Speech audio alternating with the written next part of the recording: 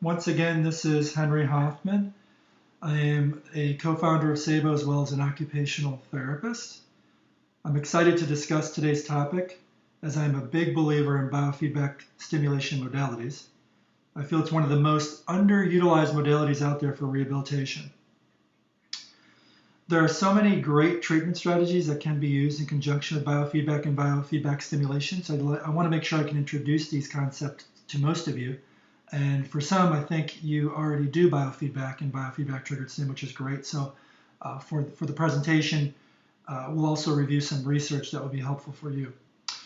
Today, we will not only discuss what biofeedback is, biofeedback stimulation, EMG triggered stimulation, reciprocal EMG triggered stimulation, but we'll review the Saebo-trac Infiniti in detail. And finally, thanks for completing the registration page and letting us know if you are interested in trialing the Saebo-trac Infiniti for free. We will certainly put you on our list and follow up with you in the near future about that. Okay, well, let's get started. You should be able to see my screen now. And I'm going to advance the PowerPoint slide. As you'll see here, the Saebo-trac Infiniti is an advanced system that includes EMG biofeedback, electrical stimulation, EMG triggered stimulation, and of course, reciprocal EMG triggered stimulation. Now, this product, although it's geared towards neurological patients, I certainly use EMG biofeedback, electrical stimulation, and EMG triggered stimulation with my ortho clients too. So let's not pigeonhole it and assume it's for stroke and spinal cord and brain injury. I certainly use this product a lot with my ortho clients as well. Just a quick overview. You can see from the device, you have an AC power connector, a headphone jack if you're in a busy, loud clinic, the on-off button. You have two channels at the bottom. You can do EMG biofeedback, or you can do STIM, or you can do a combination. It's a touchscreen display. You can use it with a stylus. I use my fingers most of the time. And there's a ergonomic case, so you can clip it to the patient, let them walk with it. We'll review the foot drop component in a little bit as well. Now, as far as technical information and some of the stuff you may be familiar with, others you may not. As a side note, I'm working on an introduction to electrical stimulation course, which would probably be a 2-hour webinar. For the most part, it'll be a pre-recorded webinar. So if you're interested in learning more about that, please email me. That course should be done probably in the next 30 to 45 days. But for the individuals who do understand electrical stimulation, the technical information should be pretty common knowledge. With the Saebo-trac Infiniti, it's a dual channel. It's a symmetrical biphasic waveform. The EMG sensitivity goes up to 2,000 microvolts. The stimulation goes up to 100 milliamps. The pulse rate is 2 hertz to 100 hertz. The pulse width is 50 to 400 microseconds. And the ramp up downtime is 0 to 10 seconds, with the on time being 20 seconds and the off time being 50 seconds. So clearly it has the advanced features that you could hope to find when you're working with a clinical device such as the biofeedback triggered stim devices out there. Now, to recap, it can measure 2 channels of high resolution surface EMG for biofeedback training. It can also do 2 channels of electrical stimulation. We'll discuss EMG triggered stimulation and reciprocal EMG triggered stimulation. And for the physical therapists that are on the call, it's a really unique and innovative foot drop program, which I'll get into as well. All right, when you click on the touchscreen display, you will notice there's a start button, and then you'll see 4 different programs. You have EMG, which is biofeedback. You have stimulation. You have EMG triggered stimulation, and then you have reciprocal EMG triggered stimulation. When you click on EMG, you'll see programs, which is 24 biofeedback programs. You can also customize or do an assessment mode. If you click on STIM, you'll see there's 19 STIM programs as well as the ability to customize. With EMG triggered stimulation, same thing, 15 programs and the ability to customize. And with RETS or reciprocal EMG triggered stimulation, 4 programs and the ability to customize. The device has a total body opportunity from head to toe. You just choose the program based on your client's need, tap on the buttons to get started, and then you can start the program, whether it's biofeedback, STIM, EMG triggered stimulation, or reciprocal EMG triggered stimulation. Keep in mind with some of the videos based on your computer's internet bandwidth speed, there might be a slight delay between video and what I am describing. All right, let's dive into details. EMG, or also known as biofeedback. It's a tool. It's not a treatment. It's a non-invasive technique for measuring muscle electrical activity that can be used during contraction or relaxation. Many different ways to use biofeedback, from stress management, breathing techniques, to activation of a muscle, relaxation of a muscle, teaching clients to learn new tasks or modify existing motor patterns or breaking them out of synergy or compensation. And it's used, and the feedback is provided through auditory and visual cues. Now, Gland says it best when he states the artificial proprioceptive feedback provided by the auditory or visual output of the unit enables the patient to become, quote unquote, aware of the volitional change in the motor unit activity. And therefore, you can restore or reshape the functional pattern of movement. There are many benefits to biofeedback. Like I said, I think it's one of the most heavily underutilized modalities within our profession. And some of the key benefits are motor recruitment, relaxation, tone reduction, timing and coordination, as well as, most importantly, diagnosing muscle activity. So those are probably the most key benefits for biofeedback. But let's look at the research. And this is where I think this will be helpful for you guys as we break down each modality within the Saebo-trac Infiniti. Whether you have your own biofeedback unit in the corner of your gym or you try our product, it's heavily recommended that you get started. Some of the research. I'll talk about some of meta-analysis. Now remember, I preface this by saying it's not just a stroke neuro product. A couple of these articles are going to be weighted towards neuro because most of the therapists on this call are neurotherapists. But please keep in mind you can do this with ortho and other diagnoses as well. So this meta-analysis looked at the first study by an APMR by Schleenbacher, looked at studies that had patients that sustained a CVA, that had a randomized or matched control group, that measured functional outcomes, and finally, that biofeedback was the independent variable. So out of the 8 studies, it was an N of 192 subjects. And the results showed that the biofeedback is an effective tool for neuromuscular education for stroke. Another meta-analysis, 1998 APMR Moreland, and there's tons of biofeedback studies. I only picked a few key ones just because of the short duration for this webinar. This study, also meta-analysis, looked at stroke survivors in which the treatment group received biofeedback alone or conventional physical therapy. The control group just received conventional physical therapy. And again, the results showed that biofeedback is superior to conventional therapy alone for improving, in this case, as a lower extremity example, ankle dorsiflexion muscle strength. Finally, spinal cord patients. It was 100 spinal cord clients with a C6 or higher injury. They were greater than 1 year post and had less than normal strength. They did have recordable EMG signals from the triceps, and they, according to their clinician, reached a plateau in function. The intervention was 145-minute biofeedback treatment session for the triceps. 75 subjects did do more than one treatment session. They did up to on an average of 3, but the results were impressive. Significant increase in EMG activity occurred in the triceps after just one biofeedback session. And further significant increase in EMG activity occurred after additional biofeedback treatment sessions. So the results were really good as far as the efficacy of biofeedback for increasing voluntary EMG responses, especially for spinal cord clients.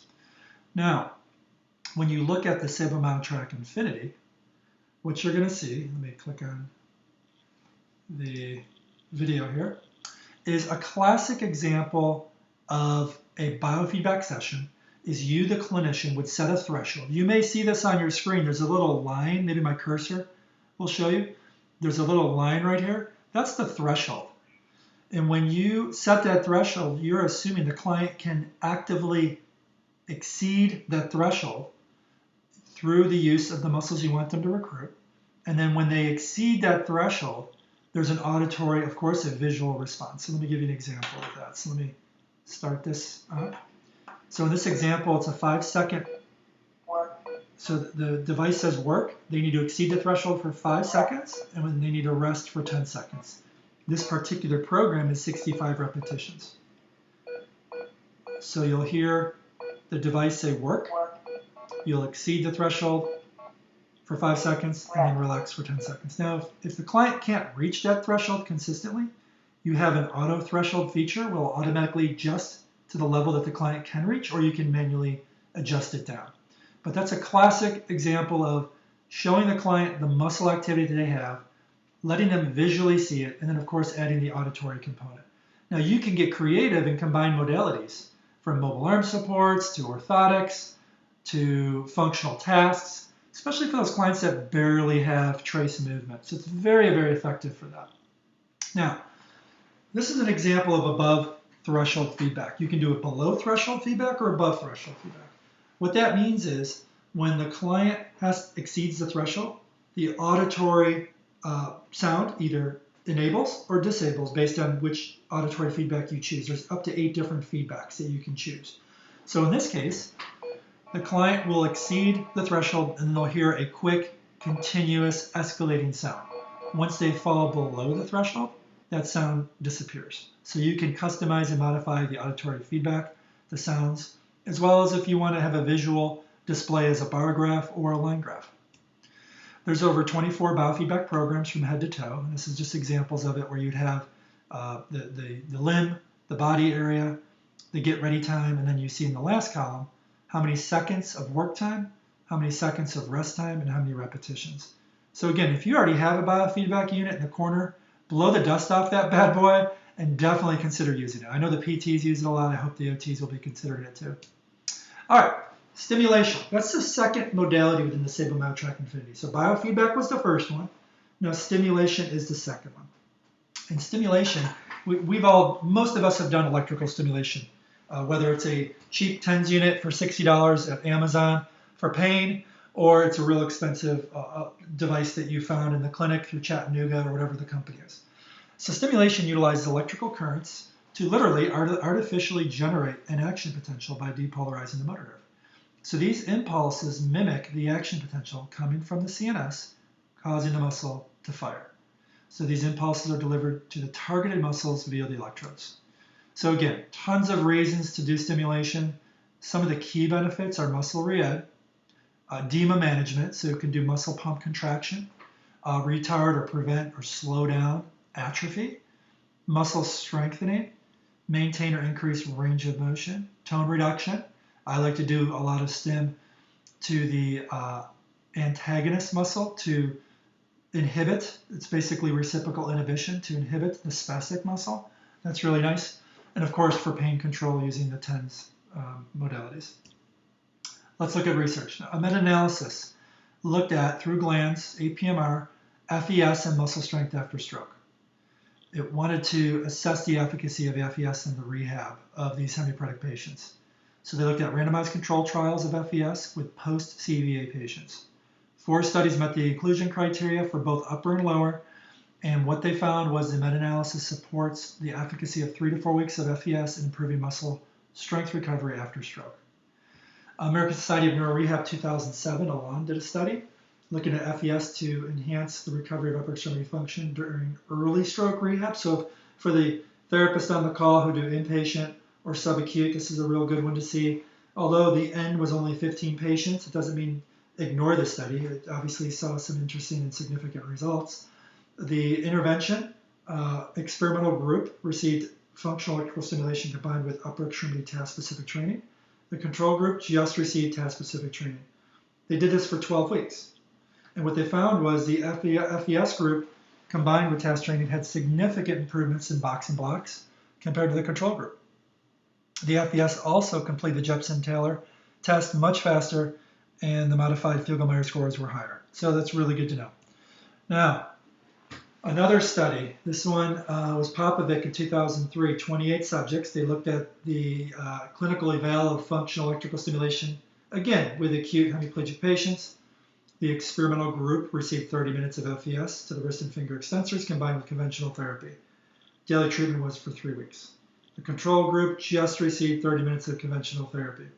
Same treatment duration as the experimental group, and the results showed the E-stim of the upper extremity significantly improved functionally after the, for the paretic clients. Finally, Thrasher, 2008, American Society of Neurorehab. looked at the efficacy of rehab of reaching and grasping functionally in the severely hemiplegic patients. So let's not just look at the acute patients in these post, day 1, day 2, day 5. They also looked at subacute patients, and there are some chronic studies as well. This one in particular was 21 subjects.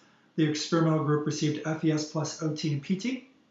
FES was applied to the proximal and then distal muscle groups during specific tasks. The control group just received OT and PT. Treatment provided for 45 minutes per day, 5 days per week for 12 to 16 weeks. The results showed FES group improved significantly more than the control group in terms of object manipulation, palmar grip torque, pinch grip, the Barthel index, upper extremity Fugl-Meyer, and the Chidoki. So that was really good to see that as well. Now, let me walk you through a video example of the Saebo-track Infiniti. This is the display screen for STEM. So you'll see that the milliamp meter rises as the STEM current is delivered to the client. So it's, in this program specifically, it's 5 seconds of work, followed by 8 seconds of rest, and they do that for 80 repetitions. And then, of course, you can see the rest of the parameters. Now, you can either create your own fully customized program. You have the ability to fully customize. There's no limitations. Or you can use some of the simple recommended evidence-based programs. Here are the programs I was just referring to from head to toe. So you'd see the body area, the stem time, the rest time, the ramp up and down time, pulse rate, width. So it does the work for you. The heavy lifting tells you the programs to use that's recommended, backed by research. Of course, though, if you want to kind of do your own custom programs as well, like I like to do, not a problem. All right, moving right along. EMG triggered stimulation. So we talked about biofeedback. We talked about STEM. Those are the first 2 programs in the Saebo-track Infiniti. Now here's the third program. This is the program where I think it makes a significant difference. Now it's just me. I'm just one clinician that's saying this. Of course, we'll talk about the research and why the research also supports it. But I think logically, all of us want to try to perform volitional-based, voluntary movement type of electrical stimulation. We just don't want the client looking out the window, letting the e-stim turn on and turn off with no participation. I don't think anyone wants that. If you can actually recruit your own muscle, you want that to be a part of the program. I think for most therapists, they feel that way. Well, this third program is a combination of the first 2 programs, biofeedback and stimulation. With traditional stim, as you just saw, which I love and I use it for certain things, is time-based triggered or cyclical stim. You literally let the machine work the client. 4 seconds on, 8 seconds off. And there's times you're going to have to do that, when they're totally flaccid, or maybe it's a subluxation program. I get it. There's times you're going to have to do that. However, with ETS or EMG triggered stim, it's based on the client's voluntary muscle action. Therefore, the client's generated EMG signal triggers the stim. So it's volitional, and I'll take you through it. So when we work with our stroke clients, if we're talking specifically stroke, oftentimes patients cannot use EMG triggered stim and let's say finger extensors, for example, if they have spasticity. So if these clients have flexor spasticity or hypertonicity, and you tell them to open up their hand volitionally, we all know what happens. Through the exertion, the tone kicks in more, and their fingers want to close more. So imagine putting electrical stimulation on the finger extensors and the wrist extensors and saying, okay, George, I want you to try to open up your hand. Patient tries to open up, they exert themselves, the tone kicks in, and their fingers close more. So EMG triggered stim doesn't work successfully under that scenario. That's why I'm going to explain what reciprocal EMG triggered stim is and why we created that next. But for the purpose of EMG triggered stim, I don't like to do EMG triggered stim with folks with a lot of tone because it's usually counterproductive. But there's a lot of patients out there that don't have a lot of tone that can easily use EMG triggered stim. So let me walk you through it. So how it works is the patient controls the unit versus the unit controlling the patient. So opposite of regular cyclical time-based stim, 4 seconds on, 8 seconds off, machines doing all the work. This is the opposite. Patient has to think about moving. You have the electrodes over the muscle that you want to fire. You, the clinician, sets a threshold. So let's say we're talking shoulder. Let's say they have subluxation. And let's say they can activate their deltoids maybe 20, 30 degrees. So you put the electrodes over the deltoids. Then you say to the client, okay, I want you to try to activate and elevate your shoulder so you fire your deltoids. And then let's say you see on the device that their muscle signal can go 20 microvolts. So their muscle can move and fire 20 microvolts based on how much movement they have. So you then set the prescribed threshold to 20 microvolts or 15 because you don't want them to wear out or burn out so they can reach that level during muscle activation. So the patient then activates the muscle and exceeds that threshold that you set. Every time they volitionally exceed that threshold, they're rewarded with stimulation. So it's volitional based stimulation. That's why it's called EMG triggered or biofeedback triggered stimulation.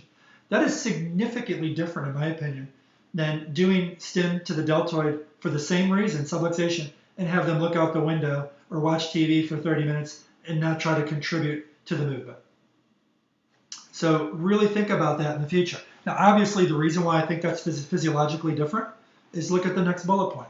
Traditional stimulation recruits large fibers first, followed by small fibers. So when you're not recruiting your muscle volitionally, boom, your large fibers get recruited first, followed by small, and then you fatigue quickly.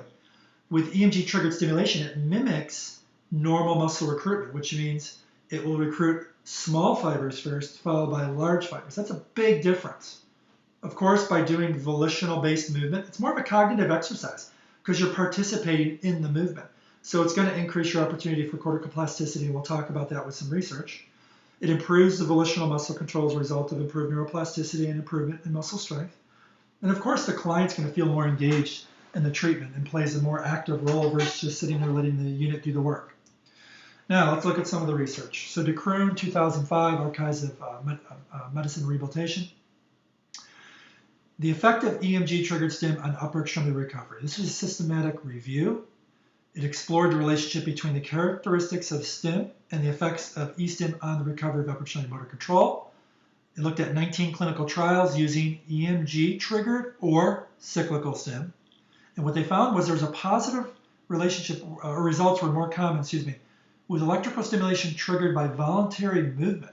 So positive results were more common when the e-stim was triggered by voluntary movement rather than when triggered e-stim was not used. So that kind of just reinforces what we just talked about. Another study looked at the cortical changes after mental imagery. I love mental imagery. I love it because it's free. Anyone can purchase mental imagery. It's free. It's a great, I don't know if you guys are aware of this, but there's research out there literally where the client is lying in bed, clients, because it was a large study, lying in bed, pretending, visualizing, assuming, imagining that their arm that's completely useless was picking up objects and transferring those objects. Hundreds of times. And what they found was, even though they didn't move once, it was all imaginative and mental imagery, what they found was that the cortical changes occurred in the brain from just thinking about moving the affected limb that couldn't move. So it is pretty powerful.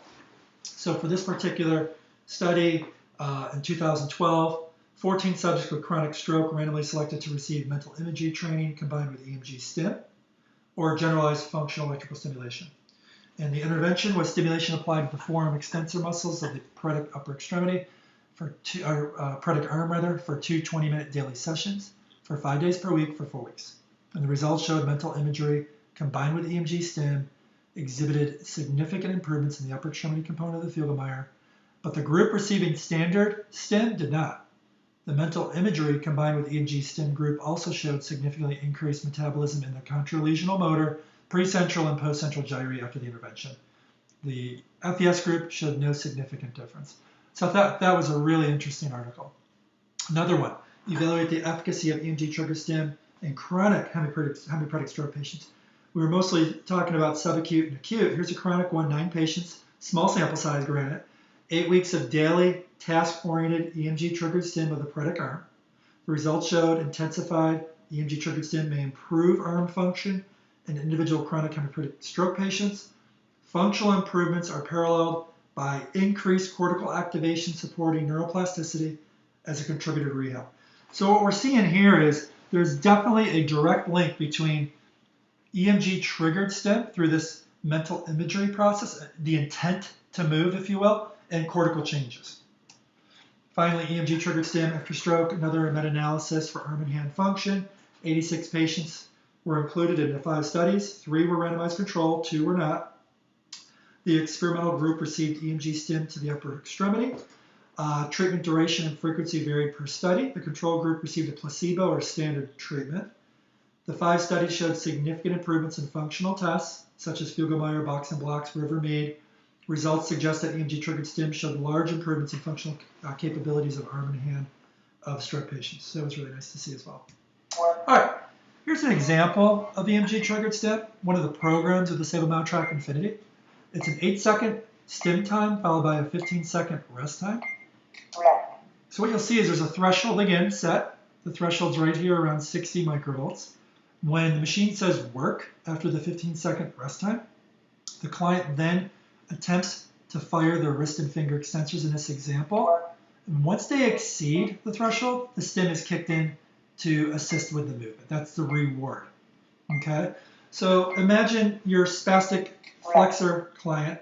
If they try to extend their fingers, the tone's going to kick in and it won't really work. So you got to pick and choose who's good for EMG triggered stim, who's not. Again, ortho patients, I love doing EMG triggered stim, especially radial nerve injuries, brachial plexus injuries, a lot of other clients because I want to maximize the voluntary recruitment of the muscle fiber. For stroke, it's usually high-level strokes or very low-level strokes because then you can do trace movement and let them participate in the engagement of contraction and relaxation. The ones that are just going to be tough are the real spastic patients. So you got to be careful with that. And I'll give you a better solution, which is called reciprocal EMG triggered stim. So with the ETS programs, you're looking at roughly 15 programs from head to toe. And you can also have the ability to customize. Now finally, reciprocal EMG triggered stim. So the reason why RETS was developed was just because of what I just said. If you have a spastic client and you want to work on wrist and finger extensors or elbow extensors, and their flexor synergy is too great, EMG triggered stimulation is not for them. So you need something else, and that's what RETS is. So RETS is a specialized form of biofeedback triggered stim designed specifically to retrain not only the agonist, but the antagonist muscle sequentially to produce the coordinated functional movement. Okay? So you're teaching the client that has the problem with shutting off or deactivating the spastic muscles. It's perfect for them. So we talked about the differences between ETS and RETS, but what I wanted to mention here is the third bullet point. Stimulation is triggered to the desired muscle group once the client shuts off the opposite muscle group or relaxes the opposite muscle group. So if your client has spastic finger flexors, you would have them, once they relax their spastic finger flexors, we're going to know that and monitor that through the EMG electrodes. Once they relax their spastic muscles, stimulation is then delivered to the opposite, the finger extensors, so they can open up. Let me fast forward here. We've already talked about that. Okay, so let me now show you how does RETS work. So look at the screen. You'll notice there's 2 thresholds. This is a line graph. You have an activation threshold, and then you have a deactivation threshold. So to begin, the client's going to attempt, and let's use biceps, triceps. So let's say it's a brain injury client and they have spastic biceps. So when you tell your client to extend their elbow or activate their triceps, it doesn't happen because the tone is so great in the biceps. So what you would do is the client would attempt to volitionally recruit or activate the spastic biceps. So we would have EMG electrodes on the spastic biceps, and then we'd have stim electrodes on the weakened triceps. So we would say to the patient, bend your elbow, activate your bicep. The EMG mode monitors the muscle activation, the biceps, and then the unit is enabled once the client's muscle activity in the biceps exceeds the activation threshold. So you will set that activation threshold based on how weak or how strong the biceps is. And you want to. You need, in order to get a relaxation of a muscle, you need a contraction of the muscle. So you have to have them contract first in order to relax. And that teaches them how to manage their tone, teach them how to shut off. It's a classic PNF principle. So you would say, okay, I want you to activate your biceps, bend your elbow. The patient exceeds the activation threshold. Following the activation of the muscle, the contraction, the client will then attempt to relax or deactivate the biceps. Once the client relaxes or deactivates the biceps, it'll fall below, the signal will fall below the deactivation threshold. When the signal falls below that deactivation threshold that you set as a clinician, stimulation is then triggered to the opposite muscle group. In this case, it would be triggered to the triceps. So this program can work for any muscle group pairing, whether it's the fingers, the wrists, the hips, shoulder, knee, ankle. Let me give you a couple more illustrations and a couple videos examples here. So we'll talk about the hand. You would put EMG electrodes placed on the hypertonic finger flexors, and then you would put stimulation electrodes on the weakened finger extensors. So that's your classic hemiparetic example. Spastic flexors, weakened extensors. EMG on the spastic flexors, stim on the weakened extensors. You would then ask the patient, okay, grasp, squeeze, grip, pick up something. When the patient goes to grip, the unit is enabled when the client exceeds the prescribed activation threshold that you set as a clinician. And then you would say, okay, I want you to relax or drop the object. Upon relaxation of the finger flexors, the EMG signal will fall below the second threshold, the deactivation threshold, which would then cause the stimulation to be triggered to the finger extensors to assist with opening the hand. So here's that visual. Some of you who are on the call today have the Saebo-trac Infiniti. Some of you do not. Some of you want to trial it. This is RETS in a nutshell. You'd put the EMG on the finger flexors, the stim on the finger extensors. You'd have them activate. They would exceed the threshold, and then you'd say relax. They would fall below the deactivation threshold, and then the stim would be delivered to the finger extensors to open their hand. Here's a visual of that. So you would see that there is two lines, activation threshold, deactivation threshold. The unit says to relax once you fall below the threshold, the deactivation threshold, which then delivers stim to the extensors. So this is kind of like the Saebo-flex. You know, as you relax your fingers, the spring system helps reopen the hand. In this case, instead of the springs, it's electrical current that's opening the hand once the patient relaxes their finger flexors. So I love to do a combination of electrical stimulation, especially RETS, in conjunction with a orthosis like the Saebo-flex or the Saebo-glove. And we'll talk about that in a minute. Here's an example of a bicep patient that I kind of mentioned earlier. He's a stroke survivor, and he has tone in his biceps. He's unable to straighten his elbow, so we're doing a bilateral dial. So we've wrapped the electrodes with Coban, but what you would notice is on the biceps is the EMG electrodes, and on the triceps are the stim electrodes. And as he goes to bilaterally bend his elbow towards his chin, the dowel towards his chin, he activates his biceps, he exceeds the activation threshold, and then he relaxes his biceps. The signal falls below the deactivation threshold, stimulating his triceps to straighten his elbow. So as he, I'll play it again, as he relaxes his biceps following recruitment, stim is delivered to the triceps. So I think everyone grasps that concept, but we could talk about it after the presentation if there's more questions. If there's any physical therapists on the call that specialize in foot drop or gait training, same principles here. You would have the EMG on the plantar flexors and the stim on the dorsiflexors. We have some great testimonials from therapists that we could put you in touch with that are using this as a gait training program. So as the client, in this case, seated plantar flexor retraining, not walking in this case, just seated. As the client goes to fire their plantar flexors, they exceed their activation threshold. And then when they relax and they stop firing their plantar flexors, the stimulation is delivered to the dorsiflexors to lift the foot. So watch the video example. Without stim, we're saying lift your foot. It's hard to lift the toe, rather. It's hard to dorsiflex. That's all he can do. It's more of a co-contraction. Down below, you'll see that he barely fires his plantar flexors. They're so weak. He could barely lift his heel off the ground to fire his plantar flexors, but then you can see the stim being delivered once he exceeds the activation threshold of the plantar flexors and then relaxes. So it's a really great program. Here's an illustration for the physical therapist. Literally, as you go to initial contact, loading response, mid-stance, terminal stance, and then pre-swing, your EMG of the plantar flexors is firing. Right at initial swing, what you're going to notice is the signal drops below the deactivation threshold, causing stim to the dorsiflexors. And then there's basically the Saebo-trac Infiniti example of using it for foot drop that you can trial at your clinic. And here's a quick video example of a client doing it in the clinic as he relaxes his plantar flexors, the stim's delivered to the dorsiflexors, and you can see the signals with the two thresholds. So we just got a couple more minutes, and then we'll unmute and discuss any questions you may have. RETS has 4 programs, and then, of course, the ability to customize. You have foot drop and task training programs for the upper extremity and lower extremity. And finally, combine it with a functional dynamic orthosis.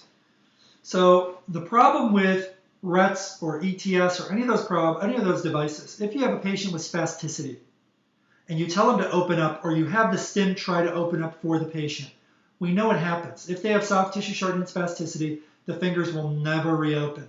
E-stim is not strong enough to open up fingers when you have spasticity. Oftentimes, what happens is you need a mechanical finger extension assist, and I'll show you that in a second.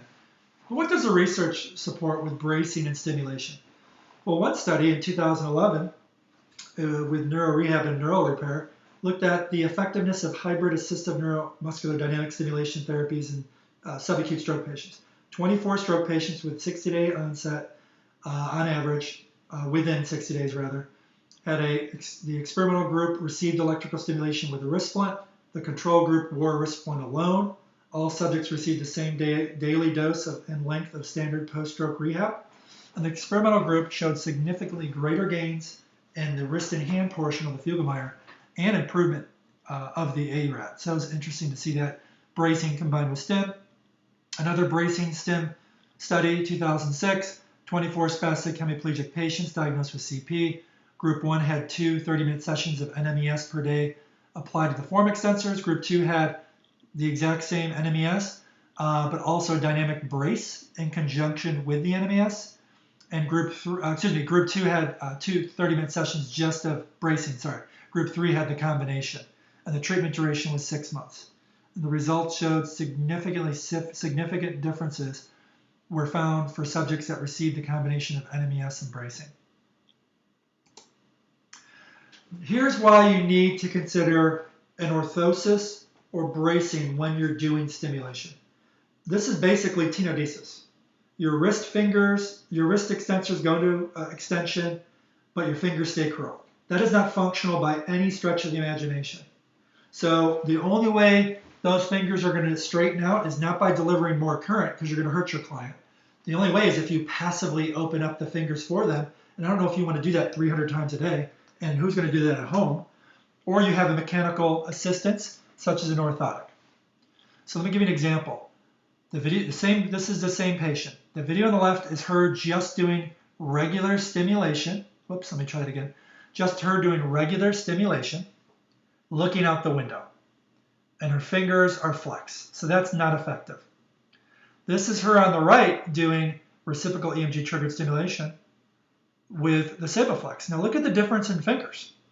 Which patient do you want to have in your clinic?